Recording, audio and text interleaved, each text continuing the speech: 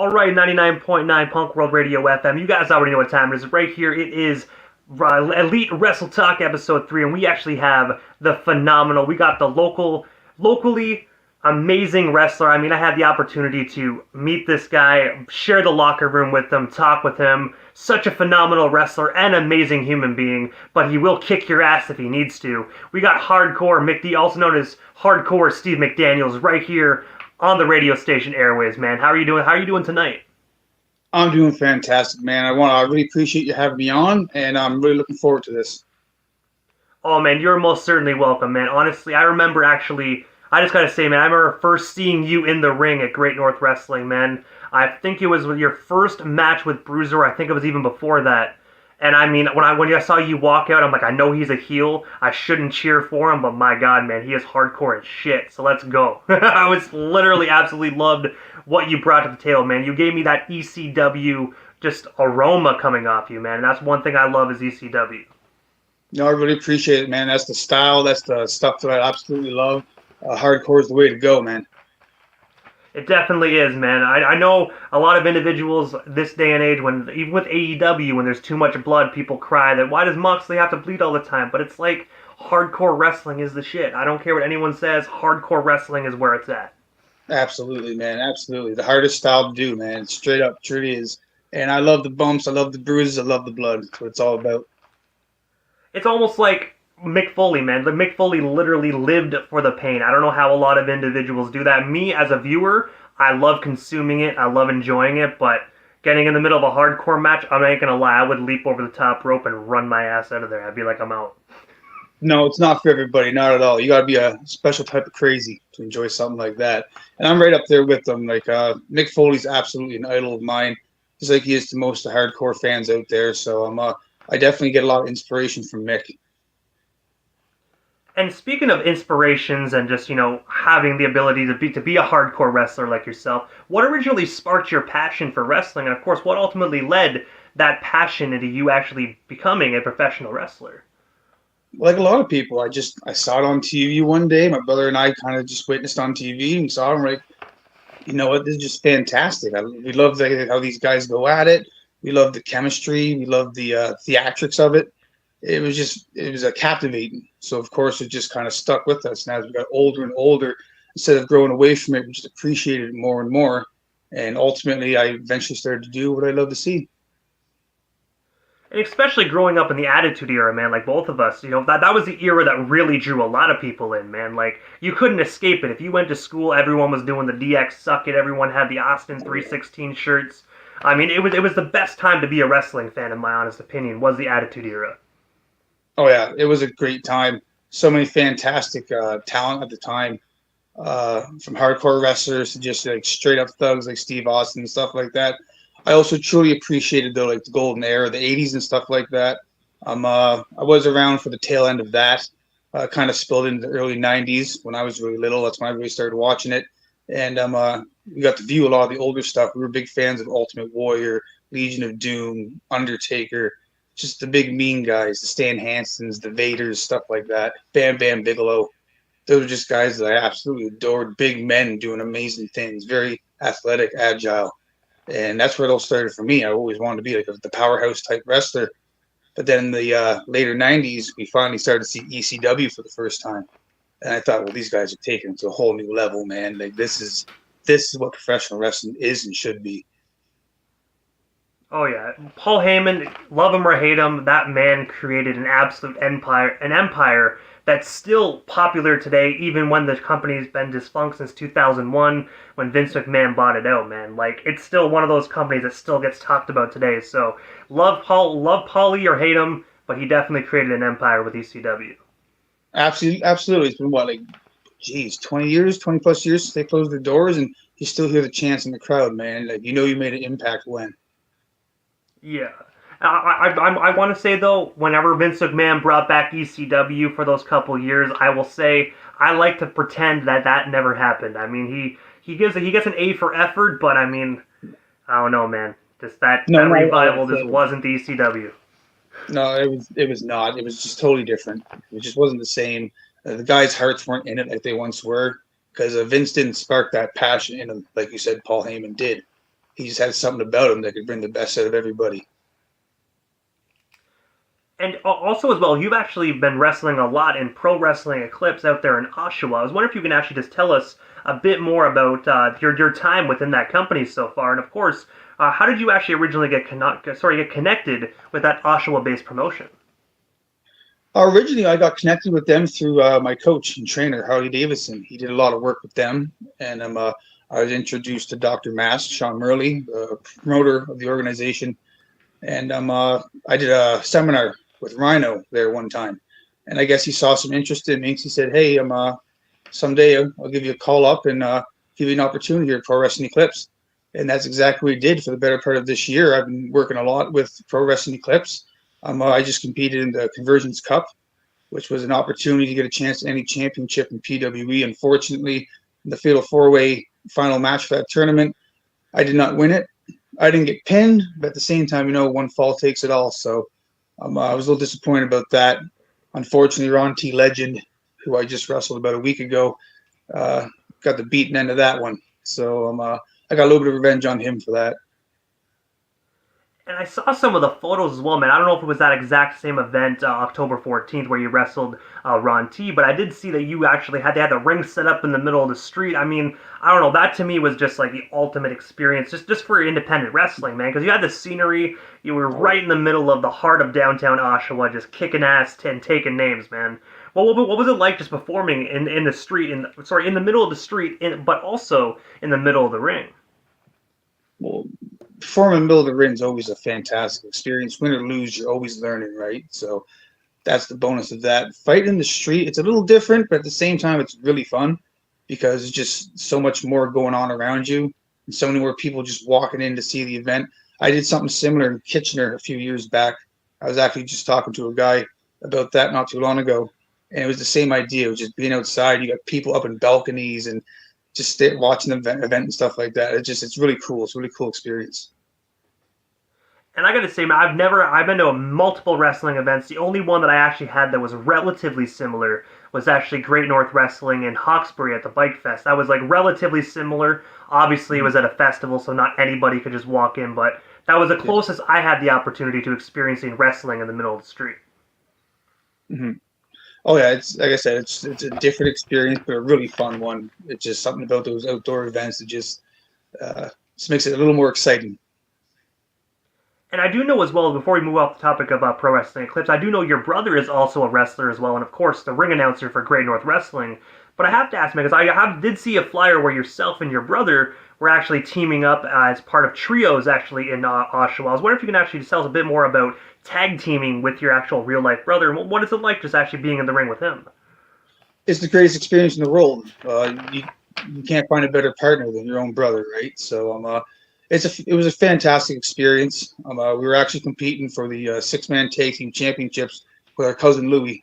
So unfortunately, he got a little carried away with what he was doing and kind of cost us the match. But we still love you, Louie. You're still invited to Christmas dinner. It's all good. Don't worry about that. But yeah, being with my brother it's a great experience. We click very well. And I look forward to doing more of that. But at the same time, I really prefer and enjoy doing my singles career. In Great North Wrestling in particular. I'm trying to work my way up the ladder. And I really get a shot at the heavyweight championship, whether it be Magnum McLaren, Rene Dupree, whoever might be champion at the time. I'm hoping to hit that mark. I'd like to be the champion there. And I gotta say, in my honest opinion, man, you'd be a kick-ass champion, man. At the end of the day, just like you said, your hardcore element, your wrestling style, I really think that they put the strap on you, man. You definitely go a long way with that belt. Oh yeah, I would be hoping to be a long-time defending champion if that's the case. I'm really going to put in the work. Like I said, I'm going to show Great North Wrestling and everybody just what I'm all about. And it's not necessarily going to start with Bruiser, but that chapter is going to end with Bruiser here soon, November 4th, not too far away. And we are 1-1 right now in Great North Wrestling. We just had 2 matches. This is going to be the trilogy bout coming up. And I'm just looking to end this guy and move on to the next chapter in my career. And going into Great North Wrestling, man, as we already know, you're a regular and current wrestler for GNW. I was wondering, how did that opportunity come to be for you? And of course, what is it like just being able to compete pretty much every single show with Great North Wrestling. It started quite a while ago, actually. My first experience with Great North Wrestling, I believe, was back in 2015. They had an event in Smiths Falls, but they had an open tryout with Davey Boy Smith Jr. And it was open to anybody. So my brother and I decided, hey, we're gonna go give this a shot, and we did. And it was one of the hardest things I've ever done in my life. Davey Boy is an absolute beast. We did an hour of what's called the deck of card workout, and it was absolutely insane. Like I was totally gassed halfway through that. Then we had another hour of submission training after that. So that was quite the experience. But they might have seen something in us there because we were invited out to shows, just kind of help out and stuff like that. And one day I was there, and Jordy and Grace, who were supposed to work a show with Great North Wrestling, supposed to take on our women's champion, Lady Yasmin. And when they weren't available, Lady Yasmin called out an open challenge to anybody in the back who wanted a shot. And I went up to the promoter and I said, hey, when you say anybody, does she mean anybody? And he said, go for it. So I put on my outfit, I ran out, and I got the shit kicked out of me. Like I said, it was my first real experience in the ring, so it did not go well. I don't want to make myself look too bad there, but yeah, she was an absolute beast, and she caught me off guard.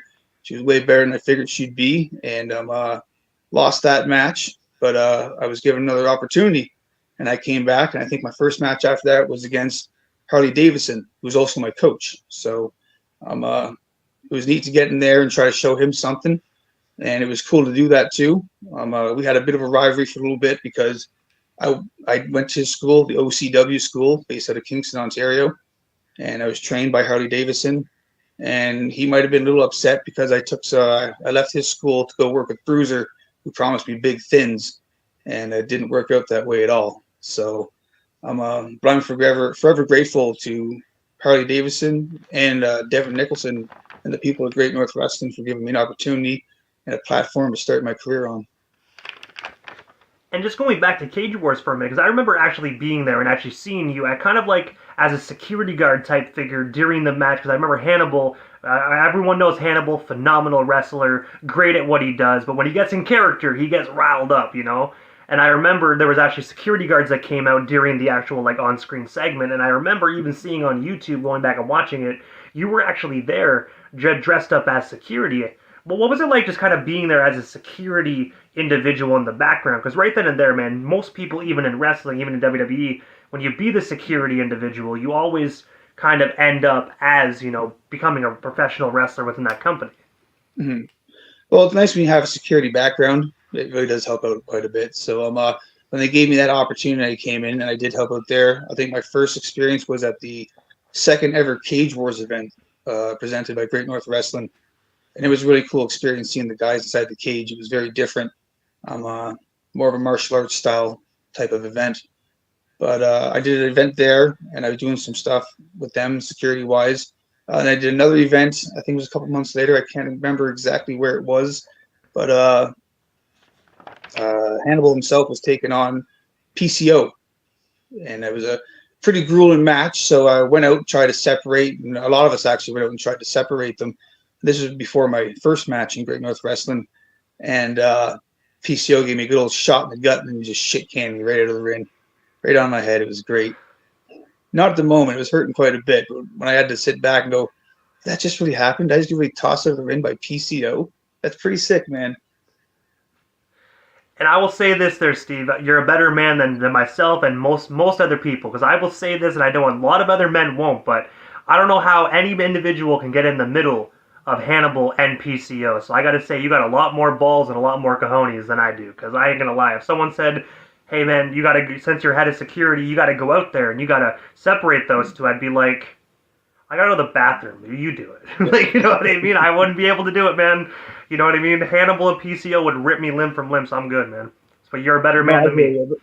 I'm a pretty physical person. I like competition and stuff like that. So I figured I'd get in there. I could push these guys a little bit. I'm a pretty big guy myself, so I can get a hold of these guys. But then, you know, I expected just how insanely strong they are, and they've been doing this for so long. So especially PCO and Hannibal, both really big, strong guys. So it was different to get mauled like that a little bit. But like you said, you live and you learn, right? So.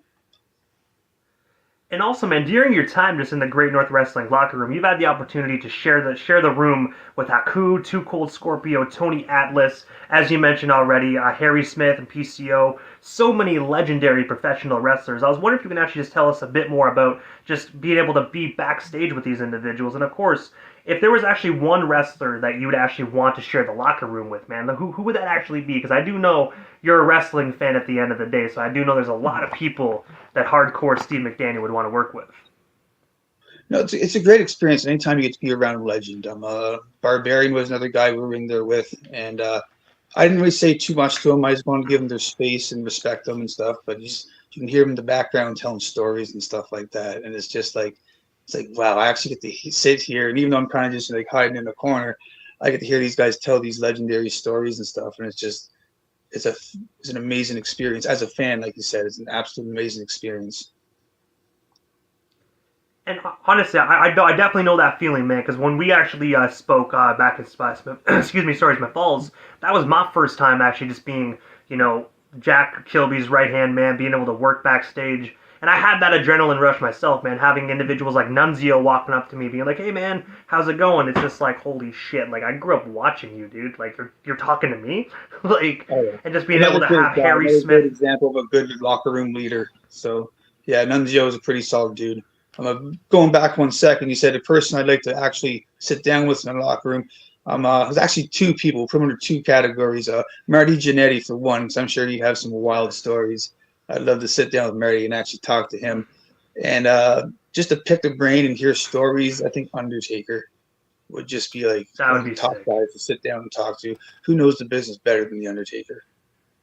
He would definitely teach anyone, especially in the independent wrestling community. You sit down with the Undertaker and pick his brain. The amount of knowledge and the experience he's dealt with, man, would definitely help any individual out. Oh yeah, oh yeah. And also as well, man, coming up as well, because as we already know, you mentioned it briefly, you currently are 1-for-1. This is like the brawl to end them all coming up at Renfrew Reckoning on November 4th, where you actually are going for your third match with Bruiser. I was wondering if you can actually just tell us a little bit more, tell our listeners a little more backstory on this rivalry, and of course, how did it get started? Like I said earlier, actually, it got started when Bruiser came to me and offered me an opportunity to learn the Bruiser style, which he called it actually. I was working with OCW at the time, but I'd been with them for a while, and I figured it was time to spread my wings and maybe learn something else. So I went over to Bruiser's school, and he calls it a school, but it was just his garage. And he's telling me, okay, first day in there, we get in there, and we do like basic tie-ups and a couple wrist locks and holds and stuff like that. I'm thinking, okay, I already know this stuff. That's fine, whatever. Maybe next class will be better. And then I didn't see him again for like a week and a half. He came in and then basically did the same thing, showed me the exact same thing. And then I never saw him again. I ended up training with one of his students who I ended up showing moves to myself because he didn't know that much. So I said, screw this, I'm out of here. Forget this. And then he's been bitter about it and really upset about it ever since. Like he's always like calling in and telling me or sending me messages saying, hey man, why'd you leave? This, that, and the next thing. I was trying to give you a golden opportunity. And it's like, there was no opportunity there. You weren't showing me nothing. So I just avoided him, ignored him. Eventually he stopped trying to get a hold of me. And a few months ago, Great North Wrestling, I hear he's begging for an opportunity to fight me and get some revenge on me. So I'm like, okay, whatever. It's a match, experience. And we went in there. We had a pretty grueling match. That was in Ottawa at the Earl Armstrong Arena. We had a pretty grueling match, and he did get the better of me. He got me a good shot in the solar plexus, knocked the wind out of me. He got me prone on the table, and he took the big dive. I'll give it to him. He's an older guy, but he took the big dive out the top rope, put me through it, and got the 1, 2, 3. Cool, whatever. It is what it is. In the rematch, we actually went to my hometown in Smith Falls, Ontario. We had a best 2 out of 3 tables match. So first guy to go through 2 tables loses. And right off the bat, I got the better of him. He tried to get me in. He tried to come and get me quick. I reversed it, Irish whipped him, boom, right through the table. A few minutes later, he's kind of working me. I'm working him. We make it out the aisleway. I get him up on the table. I take him up to the top of the balcony. I take a big jump off the balcony. I'm going to drop him through it. He was smart. He played me. He moved out of the way. I went to the table. We're 1 table apiece. All of a sudden, we're back by the ring. I get a hold of him. I get him up. I get up on the table. I get on top of the table, big elbow drop, break the table, boom. I win. That's 2 tables to 1. He keeps saying, oh, the table didn't break. Table didn't break. They snapped on it. What was busted off of it? Try to tell me it wasn't a real win. Okay, whatever. It is what it is. We're going for match number 3, Renfrew, Ontario. Neutral ground. No one's the favorite in that one, so we're just going to go in there. We're going to have what Jack Kilby wants to call a scientific match. He doesn't want us to show our bruteness. He wants to show that we can actually be technical. And I actually think that's a good way to end this series, is not just to be the big brute, to show who's the better wrestler. And I do believe that I am the better wrestler in this scenario. And I got to say, just being there, being able to work security, being front and center as close as possible to see that tables match, man, was absolutely grueling. There was times where I was even cringing. Not cringing in a bad way, but like, oh man, like, someone's going to get hurt here. When I saw you go right up on top of that balcony, I wanted to scream and go, hell yeah, right, do it. But you got to be very professional because you're working. But on the inside, I was like, jump, jump, jump. As a fan, I was loving it, man. But I will say, come November 4th, I do know that we definitely have to get a heck of a lot more security for this, because I know it's going to get technical, but at the end of the day, you guys have a heated rivalry, you guys have history, and I know this is going to turn and go from technical, and it's going to go, and it's going to be like putting alcohol on a flame, man. It's going to go crazy, and I know it's going to go all over, man. And I'm excited just to see where this goes. But speaking of seeing where this goes, if Bruiser is watching, because we already know Bruiser definitely is watching, what do you want to say to your opponent? Because obviously, this is going down this Saturday night, November 4th, Renfrew, Ontario, at the Renfrew Armories. Tickets are available on Ticket Web right now. They're still available. Get them where they're hot. But what do you want to say to Bruiser? Because we already know he's watching. Bruiser, I know you got some kind of infatuation with me. For some reason, you can't get me out of your mind. But on November 4th, I'm going to permanently be out of your mind, because I'm going to finish this rivalry once and for all. I'm going to leave you beaten on that mat, and I'm going to move on to bigger, better things. And you can go back to making your bad movies and your bad commercials, pretend to be this big, tough guy. Maybe you were years ago, but you're not anymore. So go have fun with that. And like I said, I'm going to just continue winning and winning, racking up championships, because that's the plan for this man. Hardcore McD is ready to be the next big thing in professional wrestling. And you already know, Steve. I'm looking forward to it. Steve, thank you so much, man, for just coming on Punk World Radio FM, talking about your amazing career and, of course, what is coming up and what we can expect as fans for November 4th. Before we part ways, man, how can we actually follow you on social media just so we can stay active and stay updated on everything Hardcore Steve McDaniel? Well, you can find me on Facebook as Stevie Ray McDaniel. You can find me on Instagram as Hardcore Steve McD, and you can also find me on Snapchat, Steve Ray McDaniel. I gotta say, Hardcore, thank you so much, man, for your time here this evening. Definitely have yourself a phenomenal night, and definitely, you already know, we'll cross paths this Saturday night. Absolutely, man. I'm really looking forward to it. I'm really looking forward to putting a beating on Bruiser and showing everybody what it's all about. Great North Wrestling. Here we come, November 4th. Definitely, man. See you there. It's gonna be grueling. And this is the brawl to end them all. Third time is a charm, Steve. Third time is a charm. My money is definitely going on Hardcore Steve McDaniel. Fucking A, brother. Fucking A. Let's get it, man. I'll see you Saturday night. All right, have a good one. Take care, everybody. Thanks for having me here. Really appreciate it. And I'll see you all soon.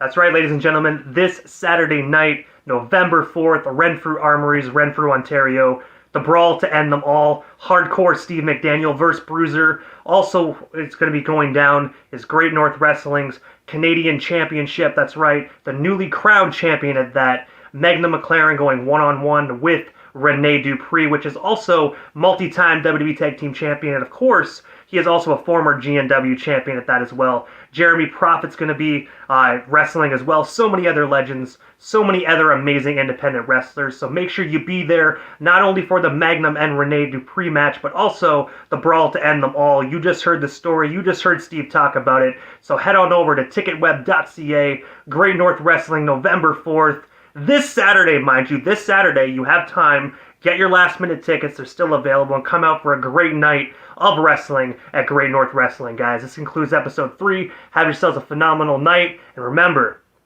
this Saturday night, Great North Wrestling. Be there or be square.